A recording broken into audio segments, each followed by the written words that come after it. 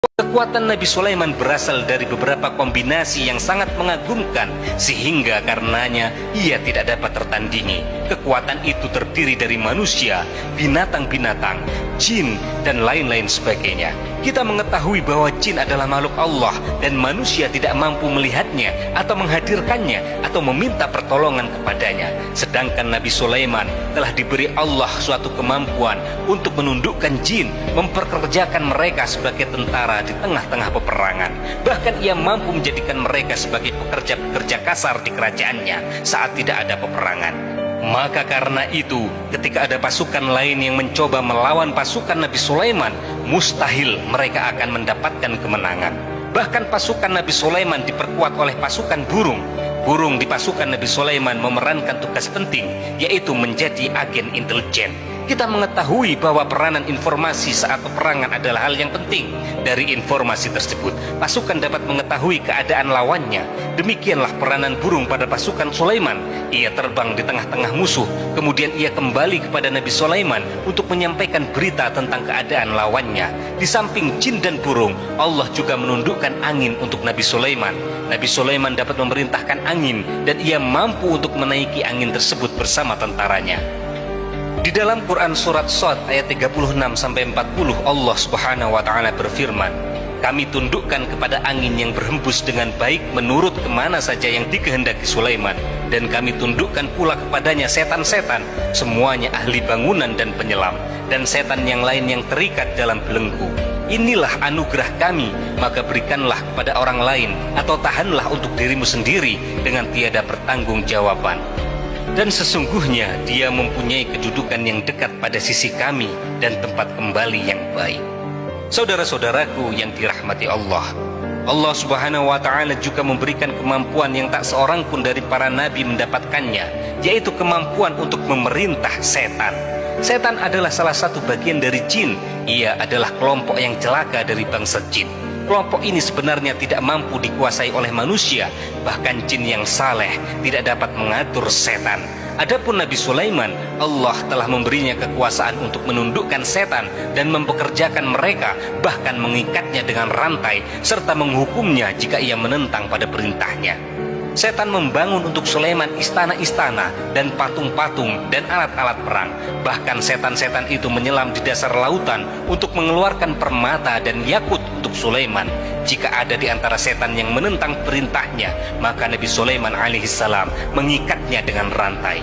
Ini semua menunjukkan kekayaan Nabi Sulaiman dan kekuasaannya, di mana ia mampu mengatur banyak makhluk di bumi ini. Tentu saja kemampuan itu semuanya adalah atas izin atau kehendak dari Allah Subhanahu wa taala sebagai mukjizat darinya.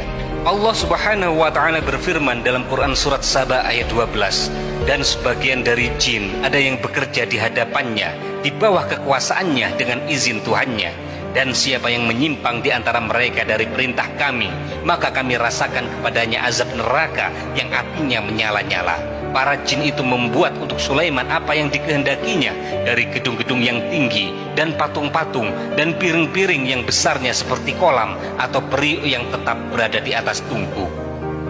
Saudara-saudaraku yang dirahmati Allah, Nabi Sulaiman yang bijaksana adalah penguasa yang tak tertandingi di muka bumi. Meskipun memperoleh nikmat-nikmat khusus yang agung itu yang Allah berikan kepada Sulaiman, beliau tetap menunjukkan dirinya sebagai manusia yang paling banyak berzikir kepada Allah dan manusia yang paling banyak bersyukur di zamannya. Saudara-saudaraku yang dirahmati Allah, sebagaimana Allah Subhanahu wa taala telah memberikan nikmat kepada ayahnya Nabi Daud alaihissalam, di mana ia mampu melunakkan besi dan Allah mengajarinya bagaimana cara mencairkan besi, maka Nabi Sulaiman alaihissalam dapat memanfaatkan tembaga yang cair untuk peperangan dan juga di saat perdamaian. Pada saat peperangan, beliau mencampur tembaga dengan besi dan membuat darinya perunggu. Mereka menggunakan senjata-senjata perunggu dalam peperangan, seperti pedang, baju besi, dan juga pisau. Senjata-senjata ini adalah senjata yang paling kuat di saat itu. Sedangkan di saat damai, tembaga digunakan untuk membuat bangunan, perhiasan, dan sebagainya. Meskipun Nabi Sulaiman mendapatkan nikmat yang besar ini dan karunia yang khusus, Allah Subhanahu wa taala mengujinya dengan suatu ujian yang dahsyat. ujian yang akan selalu datang kepada seorang hamba yang soleh. Ketika hamba itu mendapatkan kedudukan besar, maka ujiannya pun menjadi besar. Allah Subhanahu wa Ta'ala menguji Nabi Sulaiman dengan penyakit. Saudara-saudaraku, ujian yang dialami Nabi Sulaiman diceritakan oleh Fakhrul Razi. Sulaiman diuji dengan suatu penyakit yang keras, di mana kedokteran saat itu tidak mampu mengatasinya. Sakitnya Nabi Sulaiman sangat keras, sehingga para dokter dari kalangan manusia dan jin tidak mampu menghilangkan penyakit itu. Lalu burung-burung menghadirkan rumput-rumput yang dianggap sebagai obat, tetapi Nabi Sulaiman tak kunjung sembuh. Semakin hari, penyakit Nabi Sulaiman semakin menjadi-jadi, sehingga ketika Nabi Sulaiman duduk di atas kursi, ia duduk bagaikan tubuh tanpa roh, seakan-akan ia mati karena saking kerasnya penyakit yang dideritanya. Sakit yang diderita oleh Nabi Sulaiman alaihissalam berlangsung sangat lama. Namun Nabi Sulaiman tidak henti-hentinya berzikir kepada Allah. Ia meminta kesembuhan kepada Allah serta beristighfar kepada Allah dan mengungkapkan rasa cinta kepadanya. Selesailah ujian Allah terhadap hambanya Nabi Sulaiman alaihissalam. Beliau pun sembuh. Kini Nabi Sulaiman merasakan kembali kesehatannya setelah ia mengetahui segala kejayaan dan segala kekuasaan serta segala kebesarannya tidak lagi mampu menghilangkan penyakit yang dideritanya kecuali jika Allah menghendakinya. Saudara-saudaraku yang dirahmati Allah, Nabi Sulaiman telah membangun tempat ibadah, tempat sujud, sehingga manusia menyembah Allah di dalamnya. Rumah itu menunjukkan keunggulan seni arsitektur dan seni pahat. Orang-orang yang membangun rumah ini berjumlah puluhan ribu orang.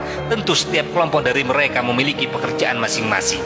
Di antara mereka ada yang mencairkan tambang, di antara mereka ada yang tukang pahat, ada yang tukang ukir, ada yang membelah batu, ada yang memotong-motong kayu, ada yang mendatangkan rumput-rumput dari Lebanon, ada yang mendatangkan emas dan menjadikannya lempengan-lempengan yang mengkilat untuk menutupi kayu, untuk melapisi dinding. Bahkan golongan jin pun membantu pembangunan rumah tersebut, tentu dengan perintah dan bimbingan Nabi Sulaiman.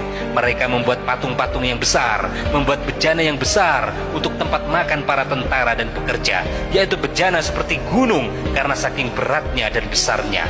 Mereka juga membuat tempat-tempat minum yang besarnya seperti kolam. Nabi Sulaiman mengawasi para pekerjanya dan juga mengurusi masyarakatnya, di mana beliau mengenali problem mereka dan berusaha memecahkannya. Beliau juga mengawasi pasukan dari kalangan binatang dan burung. Beliau mengetahui apakah ada satu di antara mereka yang tidak datang, tidak hadir, di mana ia pergi, serta mengapa ia pergi. Nabi Sulaiman menguasai pengetahuan itu semua. Nabi Sulaiman bukan hanya mengetahui problem tentaranya dari kalangan manusia dan juga tentaranya dari kalangan burung, namun ia juga menunjukkan kasih sayang terhadap semut, di mana beliau mendengar bisikannya dan tidak suka untuk menginjaknya. Nabi Sulaiman selalu menundukkan kepalanya ke bumi sebagai bentuk rasa rendah diri dan syukur kepada Allah Subhanahu wa Ta'ala. Pada suatu hari Nabi Sulaiman alaihissalam berjalan di depan tentaranya dan tiba-tiba ia mendengar suara semut yang berkata kepada temannya dari kalangan semut.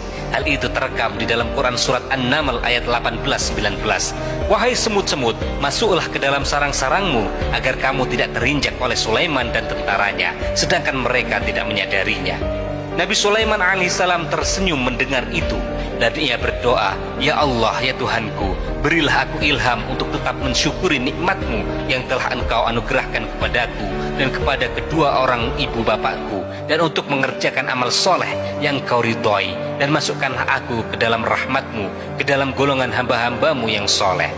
Saudara-saudaraku yang dirahmati Allah, meskipun Nabi Sulaiman mendapatkan kekuasaan dan memiliki tentara yang besar, namun beliau menunjukkan kasih sayang terhadap bangsa semut. Beliau mendengarkan bisikannya dan melihat semut yang ada di depannya.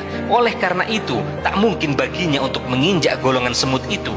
Nabi Sulaiman bersyukur kepada Allah yang telah memberinya nikmat itu, yaitu nikmat rahmat dan kasih sayang. Di samping itu, Nabi Sulaiman alaihissalam adalah orang paling kaya di dunia. Istananya terbuat dari kayu gaharu yang memiliki bau yang harum. Istananya terbuat dari emas dan terkadang dari kristal. Beliau juga memiliki kursi besar yang terbuat dari emas dan permata. Istana Nabi Sulaiman merupakan istana yang paling besar di dunia.